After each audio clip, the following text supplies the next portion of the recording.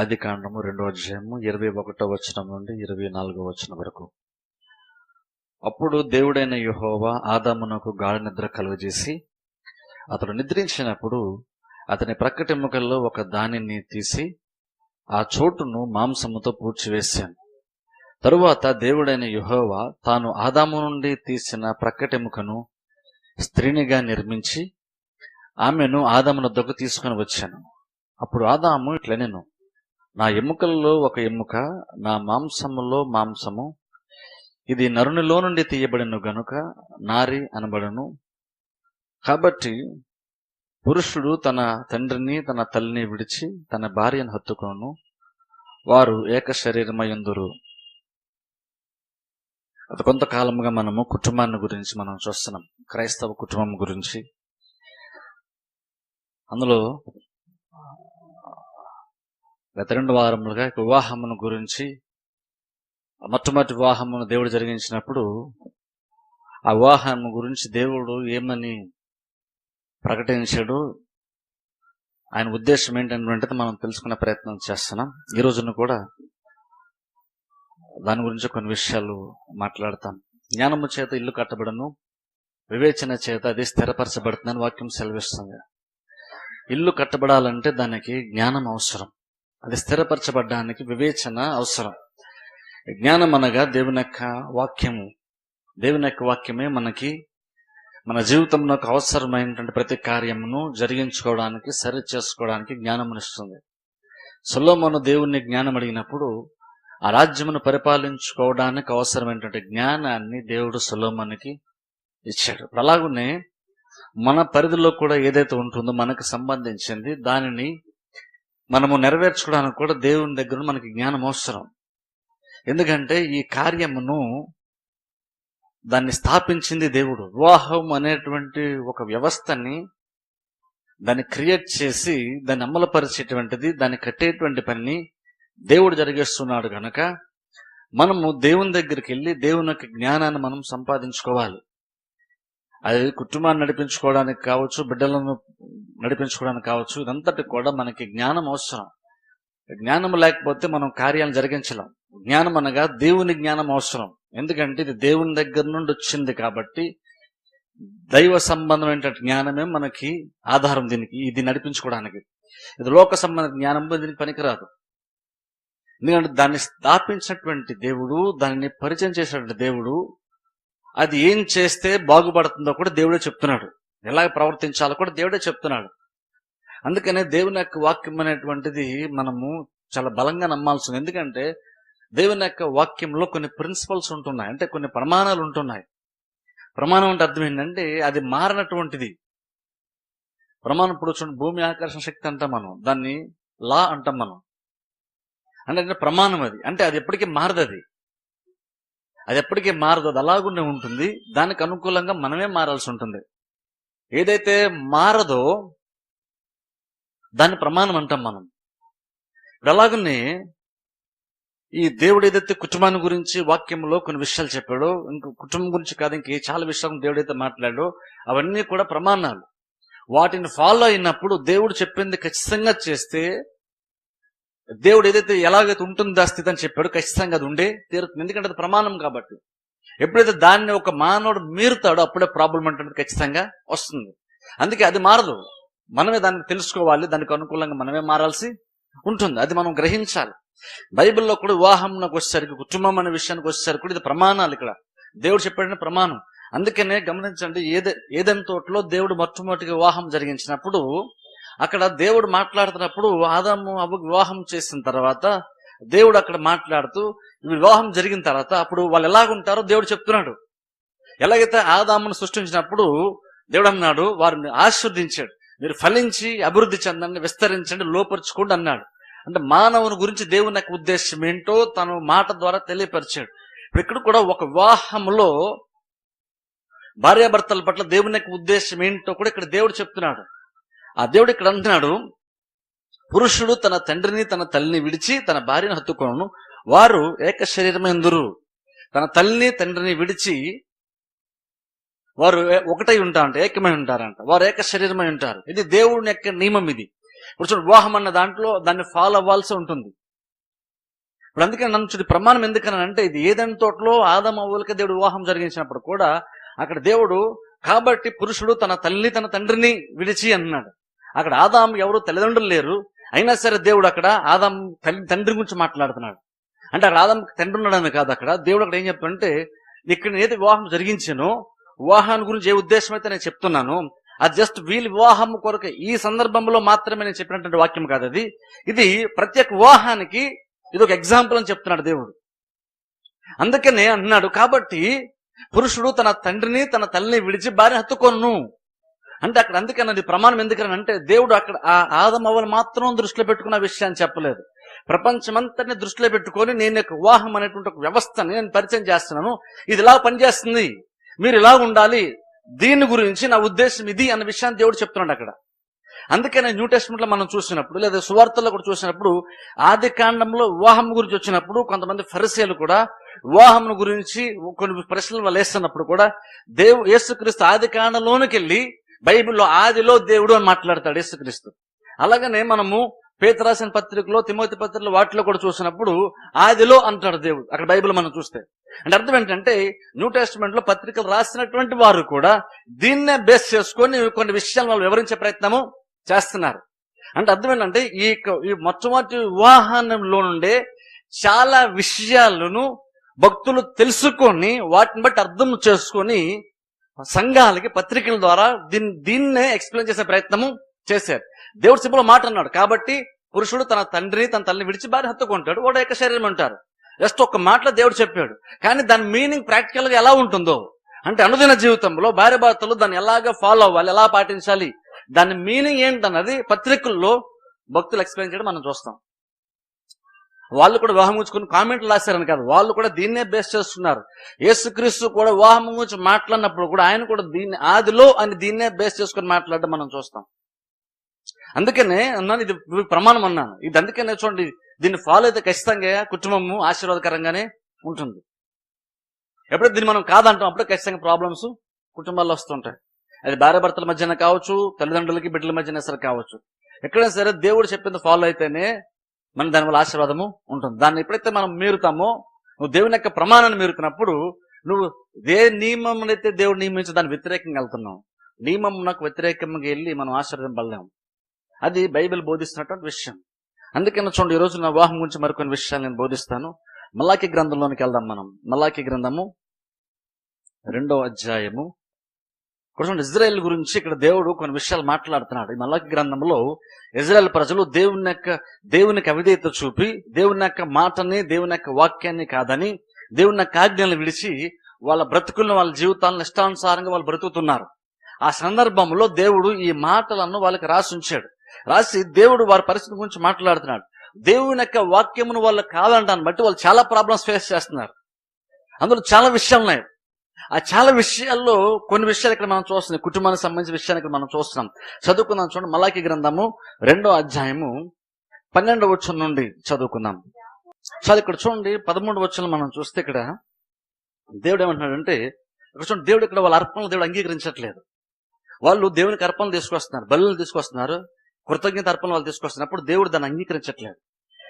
దేవుడు దాన్ని కేవలం వాళ్ళ అర్పణలు మాత్రమే కాదు, వాళ్ళ ప్రార్థన చేసినప్పుడు కూడా దేవుడు వారి ప్రార్థన ఆలకించట్లేదు. అదే దేవుడు అంటున్నాడు, ఒకసారి మళ్ళీ చదువుతాను, మీరు జాగ్రత్తగా ఫాలో అవ్వండి. యెహోవా బలిపీఠమును మీరు ఏడుపుతోనూ కన్నీళ్లతోనూ రోదనముతోనూ తడుపుదురు, కాబట్టి ఆయన మీ నైవేద్యమును అంగీకరింపకయు తనకు అనుకూలము కాని అర్పణలు మీ చేత తీసుకొనకయు ఉన్నాడు. ఇప్పుడు చూడండి, ఇక్కడ మలాకి మాట్లాడితే ఏం చెప్తాడు, మీ దేవుడు అర్పణలు ఎందుకు అంగీకరించట్లేదు, మీ ప్రార్థన దేవుడు ఎందుకు అంగీకరించట్లేదో మీకు తెలుసా అన్న విషయాన్ని దేవుడు మలాకి ద్వారా ఇజ్రాయెల్ ప్రజలకు చెప్పే ప్రయత్నం చేస్తున్నాడు. దేవుడు అంట వాళ్ళు బలి అర్పిస్తున్నారంట, ఆ అర్పణలు దేవుడు అంగీకరించట్లేదు. వాళ్ళు బలిపీఠం దగ్గర కన్నీళ్లు వీడిస్తూ రోదన చేస్తూ ప్రార్థన చేస్తున్నారంట, కానీ వాళ్ళ ప్రార్థన కూడా దేవుడు వినట్లేదు. ఎందుకు వినట్లేదు అన్న దానికి దేవుడు చెప్తున్నాడు కొన్ని రీజన్స్ ఇక్కడ చెప్తాడు. నెక్స్ట్ క్వశ్చన్ చదవండి. చాలు ఇక్కడ చూడండి, దేవుడు మాట్లాడుతాడు. ఇక్కడ చూడండి, భార్య భర్తల గురించి, కుటుంబం గురించి దేవుడు మాట్లాడుతున్నాడు. వివాహం గురించి, వివాహంలో ఆ నిబంధన గురించి దేవుడు ఇక్కడ మాట్లాడుతున్నాడు. అన్నాడు, మీ యొక్క అర్పణల్ని, మీ యొక్క బల్లను నేను అందుకు అంగీకరించట్లేదు. ఎందుకంటే వాళ్ళు ఉంటున్న ప్రాబ్లం ఏంటంటే, దేవుడు చాలా విషయాలు చెప్తున్నాడు. ఆ చాలా విషయాల్లో మన సందర్భంలోకి వచ్చారు. ఒకటే దేవుడు అంటున్నాడు, ఇక్కడ భార్య భర్తల మధ్య ఉన్న రిలేషన్షిప్ గురించి దేవుడు మాట్లాడుతున్నాడు. వాళ్ళిద్దరూ ఒకరినొకరు ఎలా ట్రీట్ చేసుకున్నారో దాని గురించి ఇక్కడ దేవుడు మాట్లాడుతున్నాడు. ఇప్పుడు చూడండి, ఇక్కడ వాళ్ళు ఏంటంటే వాళ్ళు వివాహం జరిగిన తర్వాత ఇక్కడ ప్రాబ్లం ఏంటంటే ఇక్కడ అంటే దేవుడు భర్తల గురించి మాట్లాడుతాడు. భర్త అంటే భార్య గురించి పట్టించుకోవట్లేదు ఇక్కడ. అదే ఇక్కడ దేవుడు చెప్తారు, మీరు ఇక్కడ నిబంధన చేస్తున్నారు, మీరు ఏకశరీరం ఉంటామని చెప్తున్నారు, ప్రతిదీ నేను చెప్పిన దాని ప్రకారం చేస్తాను మీరు అంటున్నారు. కానీ టైం వచ్చి మీరు ఏం చేస్తారంటే మీరు ఏదైతే వాగ్దానం చేశారో, ఏదైతే వివాహములకు నిబంధన ఉంటుందో ఆ నిబంధనని మీరు మీరుతున్నారు. ఇప్పుడు అందుకంటాను చూడండి, కుటుంబాన్ని కరెక్ట్గా నడిపించుకోకపోయినా సరే అది స్పిరిచువల్ ప్రాబ్లం అంటాను. భార్య భర్త మధ్య రిలేషన్షిప్ ఎలా ఉంటుందన్నది, వారిద్దరు ఒకరు ఎలా ట్రీట్ చేసుకుంటారన్నది మీకు ఆత్మీయ జీవితాన్ని ప్రూవ్ చేస్తుంది. మీరు ఒకళ్ళు కరెక్ట్గా ట్రీట్ చేసుకోకపోతే చాలా సీరియస్ ప్రాబ్లం. దేవుడు దాని నుంచి మాట్లాడుతాడు. ఏదో మీరు జస్ట్ ఏదో భార్య భర్త చిన్న మిస్అండర్స్టాండింగ్ అనేటువంటిది కాదు. మీరిద్దరు కరెక్ట్గా లేకపోతే దేవుడు అంటాడు, మీరు నాతో ఖచ్చితంగా మీ ప్రాబ్లం ఖచ్చితంగా వస్తుంది. మీరిద్దరు కరెక్ట్గా లేకపోతే మీరు నా దగ్గరికి వచ్చినా నేను మీ ప్రార్థన ఆలకించను. మీరు కనుక కరెక్ట్గా లేకపోతే, నేను చెప్పినట్టు కనుక ఇద్దరు ఫాలో అవ్వకపోతే, మీరు ప్రార్థన చేస్తాను అంగీకరించను, మీరు ఏదైనా తీసుకొచ్చారు నేను దాన్ని యాక్సెప్ట్ చేయను అంటున్నాడు దేవుడు. అంటే ఆలోచించి, అంటే ఏంటంటే వీళ్ళు ఏమనుకున్నారంటే ఇజ్రాయెల్ ప్రజలు ఇక్కడ వాళ్ళు భర్త భార్యను ఎలా ట్రీట్ చేసినా సరే దాన్ని ఎవరు చూడాలనుకుంటున్నారు. ఒక భర్త భార్యను ప్రేమించకపోయినా లేదా లేదంటే చూడాల్సినట్టుగా రెస్పాన్సిబిలిటీస్ కనుక నెరవేర్చకపోతే, లేదా భార్య కానీ భర్తకు లోబడకపోతే, ఏవైతే విషయాలు ఉన్నాయో అవి ఇంట్లో జరుగుతున్న విషయాలైనా సరే ఎవరో చోట్ల అనుకున్నా బయట బాగానే కనబడుతుంది అనుకున్నాం. కానీ దేవుడు అంటున్నాడు, ఇవన్నీ కూడా నేను చూస్తున్నాను అంటున్నాడు దేవుడు. ఇప్పుడు ఎవరికి తెలియకపోవచ్చు, బయట వాళ్ళు తెలియకపోవచ్చు, కానీ దేవుడు అంటున్నాడు అక్కడ ఏం జరుగుతుందో నాకు తెలుసు. మీరు ఒకరినోడు ఎలా ట్రీట్ చేసుకున్నారు, ఒకరినోడు ఎలా మాట్లాడుకున్నారు, ఎలా గౌరవించుకున్నారు, దాన్ని నేను చూస్తున్నాను. ఇప్పుడు చూడండి, అది అనుకున్నాం అదే పర్సనల్ ప్రాబ్లం అనుకుంటాం. కానీ దేవుడు ఫ్యామిలీలో జరిగేటువంటి విషయాల్ని పర్సనల్ ప్రాబ్లం కానీ దేవుడు మాట్లాడట్లేదు. ఫ్యామిలీలో జరిగే విషయాలు అన్నాడు దేవుడు, నాకు సంబంధం ఉందంటున్నాడు. ఎందుకంటే వివాహం అనేటువంటి దాన్ని స్థాపించింది దేవుడు, దాన్ని ఎస్టాబ్లిష్ చేసింది దేవుడు. అక్కడ ఏం జరుగుతున్నటువంటి దాని మీద ఖచ్చితంగా దేవుడు ఆలోచన కలిగి ఉన్నాడు. అదేం జరుగుతుంది దేవుడు పరీక్షిస్తున్నాడు. ఇంకా చెప్పాలంటే ఆ వివాహం అనేటువంటి ఆ యొక్క బంధంలో దేవుడు మూడో వ్యక్తిగా ఉండి ఖచ్చితంగా వారిద్దరి జీవితంలో ఏమేమి జరుగుతున్న విషయాన్ని దేవుడు వారితో పాటు నివాసం చేస్తే ప్రతి విషయాన్ని దేవుడు గమనిస్తున్నాడు. ఇప్పుడు మనం ఏమనుకుంటామంటే వివాహం జరుగుతున్నప్పుడు దేవుడు జస్ట్ వివాహానికి వచ్చాడు అనుకుంటాం, వివాహం అనేటువంటి ఆ కార్యానికి ఆ ఈవెంట్కి వచ్చాడు అనుకుంటాం.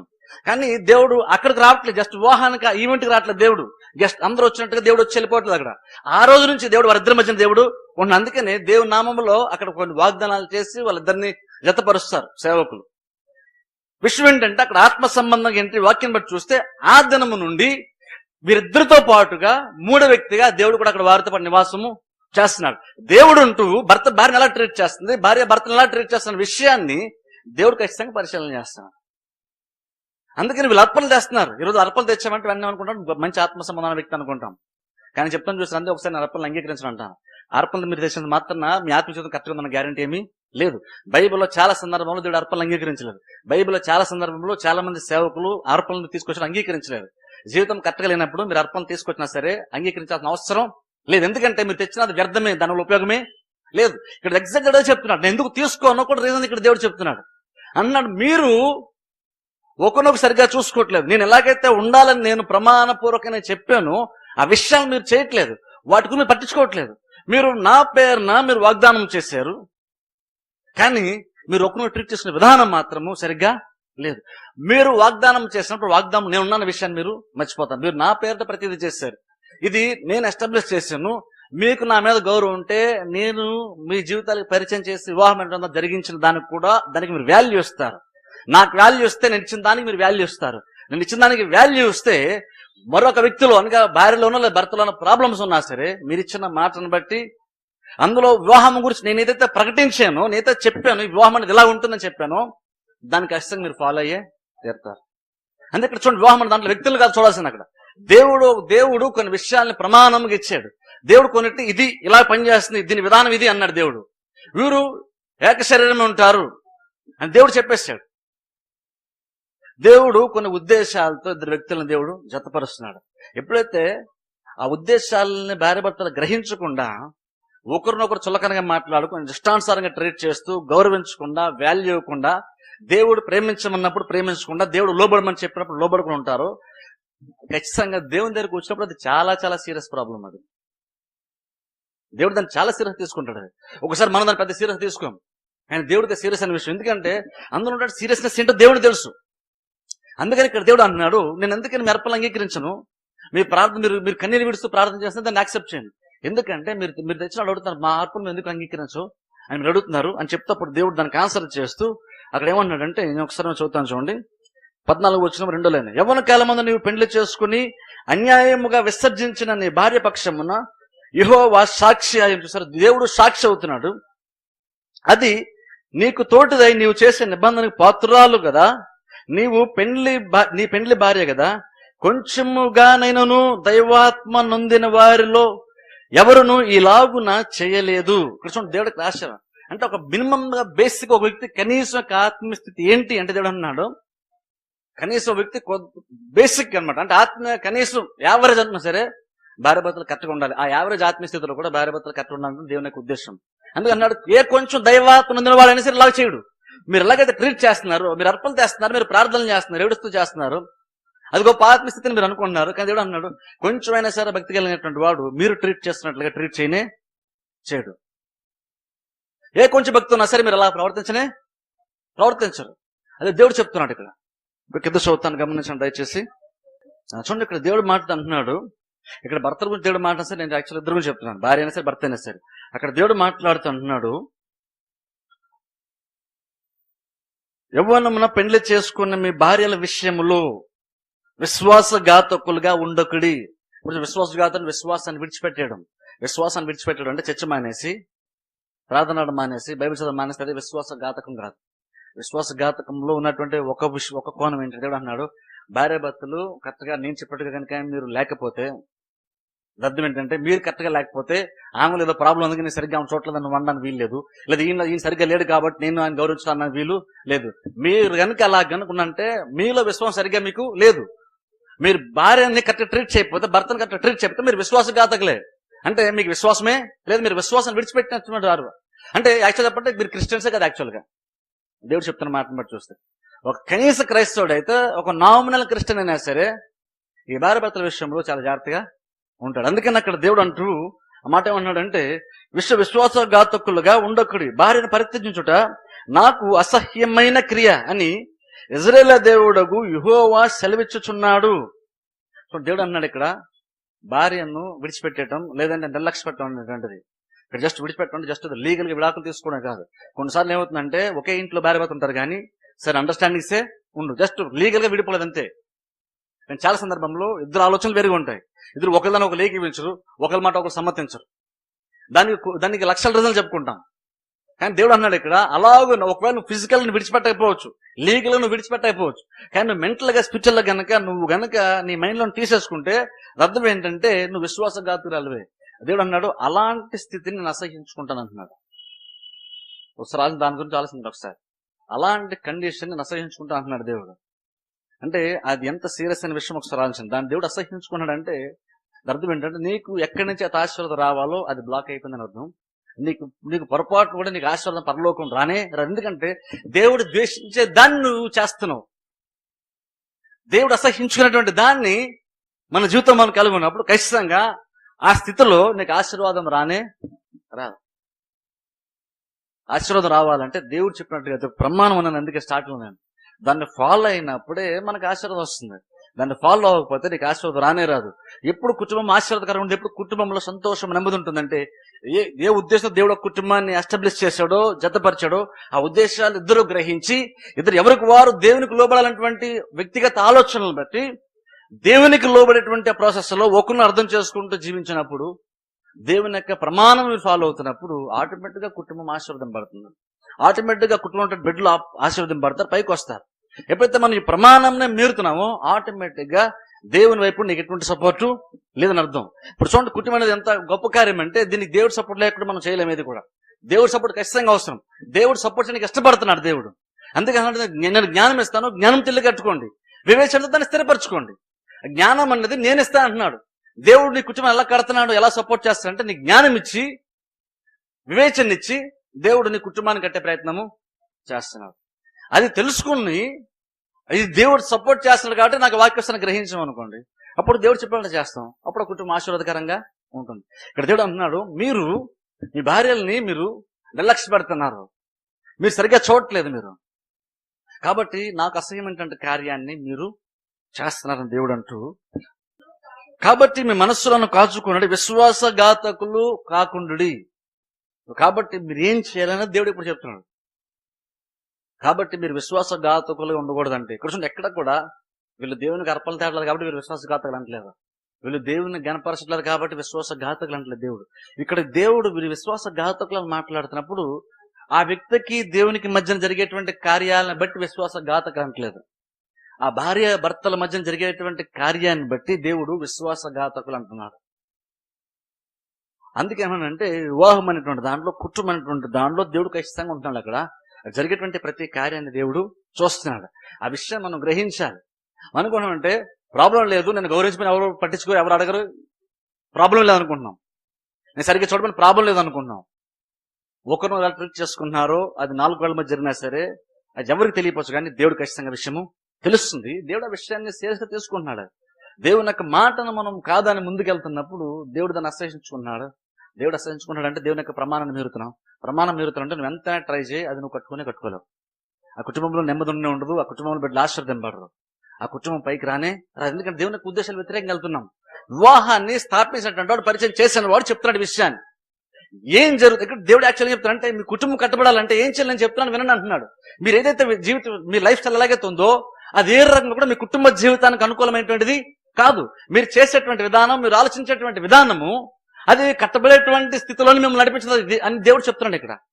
అందుకే ఏం చేయాలంటే అన్నాడు, మీరు మనసులను కాచుకోండి, మీరు కంట్రోల్గా ఉండండి, మీరు ఒకరు ఎలా ట్రీట్ చేస్తారు జాగ్రత్తగా చూసుకోండి, లేదంటే మీరు విశ్వాసఘాతకులు అయిపోతారు. అందుకని చూడండి, ఇది చాలా సీరియస్ అయిన ప్రాబ్లం. అనుకుంటుంటే ఒక విశ్వాసి పాస్టర్ని గౌరవించకపోతే సీరియస్ ప్రాబ్లం అనుకుంటున్నాం, లేదా ఒక విశ్వాసి దేవుణ్ణి ఘనపరచకపోతే సీరియస్ ప్రాబ్లం అనుకున్నాం. కానీ ఇక్కడ అదే దేవుడు అంటున్నాడు, భర్త భార్యను ఎలా ట్రీట్ చేస్తుందో, భార్య భర్త ఎలా ట్రీట్ చేస్తుందో కూడా నేను గమనిస్తాను. అది నేను చెప్పినట్టు గనుక అక్కడ లేకపోతే గనుక, నేను చెప్పినట్టుగా వాళ్ళు చేయకపోతే అది కూడా చాలా సీరియస్ అయిన ప్రాబ్లమే. మీరు ఒకరిని మీరు మరొకరిని గౌరవించుకోకపోతే, భార్య భర్తను సరిగ్గా ట్రీట్ చేయకపోతే నువ్వు నన్ను సరిగ్గా ట్రీట్ చేయట్లేదు అంటున్నాడు దేవుడు. ఎందుకంటే మీరు ఏకశరీరం ఉండాలని నేను ఆల్రెడీ కట్టడం నియమించాను, ఇది నా ప్రమాణం, ఇది ఇలాగ జరగాలని చెప్పాను, నేను ఇలా జరగాలని ప్రకటించాను చెప్పాను, మీరు దాన్ని మీరి నాకు వ్యతిరేకంగా మీరు చేస్తున్నారు. అందుకనే భార్యను సరిగ్గా ప్రేమించకపోతే జస్ట్ ఆ వ్యక్తిని సరిగ్గా, ఆమెను సరిగ్గా ప్రేమించట్లేదని కదా అర్థం. తర్వాత నువ్వు దేవుని యొక్క మాటను మీరుతున్నావు అర్థం. దేవుని యొక్క మాటను మీరుతున్నామంటే దేవుని యొక్క ప్రమాణాన్ని మీరుతున్నావు, అది ఖచ్చితంగా అది నీకు మేలుకరంగా ఉండదు. భార్య అయినా సరే అంతే, దేవుడు చెప్పినట్లుగా చేయకపోతే అది సీరియస్ అయిన ప్రాబ్లం. అది దేవుడు కూడా దాన్ని సీరియస్గా తీసుకుంటున్నాడు. ఏమన్నాడంటే, మీరు ఒకరు ఎలా ట్రీట్ చేసుకుంటారు, నాకు ఫస్ట్ ఆఫ్ ఆల్ అన్ని విషయాలు నాకు తెలుసు, అది మాత్రమే కాదు ఎలా ట్రీట్ చేస్తే నేను గమనిస్తున్నాను. భర్త భార్యను సరిగ్గా ట్రీట్ చేయకపోయినా, భార్య భర్తను సరిగ్గా ట్రీట్ చేయకపోయినా సరే అది జస్ట్ మీ ఇద్దరి మధ్య జరిగే విషయం కాదు, అది నాకు మీకు మధ్య జరుగుతున్నటువంటి విషయం. మీరు ఎలా ట్రీట్ చేస్తారో నేను గమనిస్తున్నాను, నేను చూస్తున్నాను, నేను ఆ విషయం సీరియస్ తీసుకుంటున్నాను, నేను అందులో ఇన్వాల్వ్ అవుతాను అంటున్నాడు దేవుడు. భర్త కనుక భార్యను దేవుడు ఎలా చూడమని చెప్పి అలా చూడకపోతే అందులో ఇన్వాల్వ్ అవుతాను, నేను విషయం సీరియస్ గా తీసుకుంటాను. భర్త భార్యను సరిగ్గా చూసుకోకపోతే భార్య ఫీల్ అవ్వకపోవచ్చు, దేవుడు ఖచ్చితంగా. అలాగనే భార్య అయినా సరే భర్త చెప్పినట్టు చేయకపోతే భర్త పట్టించుకోకపోవచ్చు, భర్త దాన్ని సీరియస్ తీసుకోకపోవచ్చు. భర్త సీరియస్ తీసుకోవట్లేదు కదా, భర్తను గౌరవించకపోయినా పర్లేదంటే కాదు, భర్తను కానీ గౌరవించకపోతే భర్త ఫీల్ అవ్వకపోవచ్చు, కానీ దేవుడు ఖచ్చితంగా ఫీల్ అవుతాడు. దేవునికి అది రోషం పుట్టిస్తున్నాం, దేవుని కోపము వస్తుంది. ఎందుకంటే దేవుని యొక్క ప్రమాణాన్ని మనం మీరుతున్నాం, దేవుడు దాన్ని సీరియస్ తీసుకుంటాడు. అందుకని దేవుడు అలాంటి ఆశ్రయించుకుంటాను, అలాంటిది విశ్వాసఘాతకంతో సమానం, విశ్వాసాన్ని విడిచిపెట్టేసిన దాంతో సమానం అన్న. గమనించండి, ఏం చేసినా సరే భార్య భర్తల మధ్య ఐక్యత అంటే చాలా చాలా ఇంపార్టెంట్. అందుకని దేవుడు ముందుగానే చెప్పేశాడు విషయాన్ని. ఈ లోకంలోని పాపం రాక మునిపే, ఇంకా సాతానుడు ఏ కార్యాన్ని స్టార్ట్ చేయక మునిపే, భూమి మీద మనుషుల యొక్క జీవితంలో వీరు ఏకశరీరం ఉంటారు, వీళ్ళు కలిసి ఉండాలి కాబట్టి నేను ఈవెన్ తల్లిని తండ్రిని కూడా విడిచి ఉండాలని చెప్పేసి అంటున్నాను దేవుడు ప్రకటిస్తున్నాడు. ఎందుకు తల్లిదండ్రులు విడిచిపెట్టాలన్నాడు అంటే వీళ్ళిద్దరూ ఒకటిగా ఉండాలి. తల్లిదండ్రులు గౌరవించడం, వాళ్ళ అవసరాలు చూడమనేది చెప్పట్లేదు, అది నేను ఆల్రెడీ చెప్పున్నాను, కానీ నేను దాని చెప్పట్లేదు. ఇక్కడ ఏమన్నానంటే ఇదంత సీరియస్ అయిన విషయం అంటే వీళ్ళిద్దరు ఎంత ఒకటిగా ఉండాలంటే, ఈవెన్ తల్లిదండ్రులు కూడా కాదని వీళ్ళిద్దరూ ఒకటిగా అనుకొని, ఒకటిగా ఆలోచించి, ఒకటిగా నిర్ణయాలు తీసుకొని వాళ్ళ జీవితాల ముందుకి వెళ్ళాలి. నా చిత్తాన్ని వాళ్ళు నెరవేర్చాలి. నా చిత్తాన్ని నెరవేర్చడం కోసం వీళ్ళని తల్లిదండ్రుల నుంచి ఒక పాజిటివ్ గా, ఒక హెల్దీ రిలేషన్ ని నేను బ్రేక్ చేసి వీళ్ళిద్దరిని ఒకటిగా నేను చేస్తున్నారు. ఇక్కడ వీళ్ళిద్దరు కలిసి ఆలోచించి వీళ్ళిద్దరు కలిసి నిర్ణయాలు తీసుకుని వీళ్ళిద్దరు కలిసి బ్రతకాలి, అది నా చిత్తం. అలాగున వీరిద్దరి ద్వారా, వారి బిడ్డల ద్వారా నేను కొన్ని నా ఉద్దేశాలను వీళ్ళ ద్వారా నేను నెరవేరుస్తాను. అందుకని చూడండి, దేవుడి ఫ్యామిలీ ఎందుకని సీరియస్ తీసుకుంటాడంటే దేవుడు ఒక ఉద్దేశంతో జతపరుస్తున్నాడు. జతపరిచినప్పుడు అక్కడ ఒకరి దగ్గర ట్రీట్ చేసుకోకపోతే ఐక్యత ఉండదు. ఐక్యత లేకపోతే ఎక్కడైతే ఏకీవించేటువంటి స్థితి ఉండదు అక్కడ దేవుడు ఖచ్చితంగా ఉండడు.